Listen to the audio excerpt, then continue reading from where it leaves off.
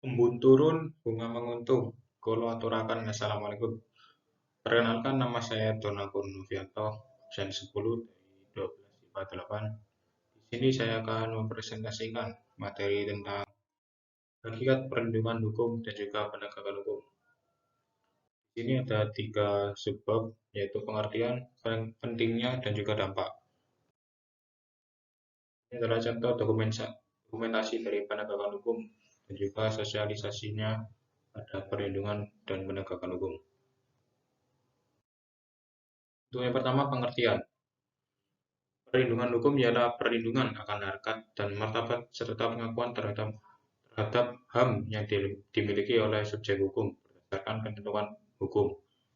Untuk penegakan hukum, proses yang dilakukannya upaya untuk tegaknya atau berfungsinya norma-norma hukum secara nyata sebagai pedoman perilaku dalam hubungan hukum dalam kehidupan bermasyarakat dan juga bernegara.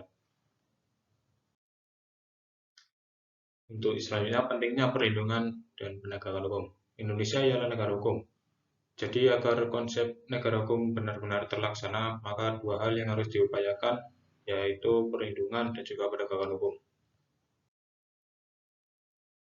Perlindungan hukum dilakukan dengan menggunakan sarana hukum yang ditujukan untuk melindungi harkat dan martabat, serta pengakuan terhadap HAM yang dimiliki oleh setiap subjek hukum. Juga di sini berfungsinya norma-norma hukum secara nyata ialah sebagai pedoman perilaku dalam hubungan hukum dalam kehidupan bermasyarakat dan juga bernegara. Inti dari kegiatan penegakan hukum ialah upaya yang dilakukan untuk menjadikan hukum sebagai pedoman perilaku dalam setiap perbuatan hukum, baik oleh subjek hukum dan juga aparatur penegak hukum. Berikutnya ialah dampak dari perlindungan dan juga penegakan hukum. Dapat diketahui dengan adanya keadilan, setiap orang bisa melaksanakan kewajiban dan menikmati setiap hak-haknya sebagai manusia dan juga warga negara. Tegaknya supremasi hukum memiliki arti tidak ada ketimpangan antara penguasa dan juga rakyat. Tidak ada hukum yang tajam ke bawah tapi tumpul ke atas. Yang selanjutnya ya perdamaian, di mana terselenggarakannya perlindungan dan juga penegakan hukum.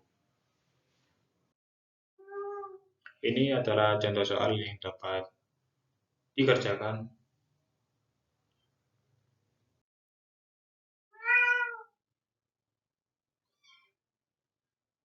Yang nomor 4 itu bedakan peran polisi, jaksa, hakim, dan advokat serta KPK dalam proses penegakan hukum di Indonesia. Dan yang kelima itu mengapa terjadi pelanggaran hukum.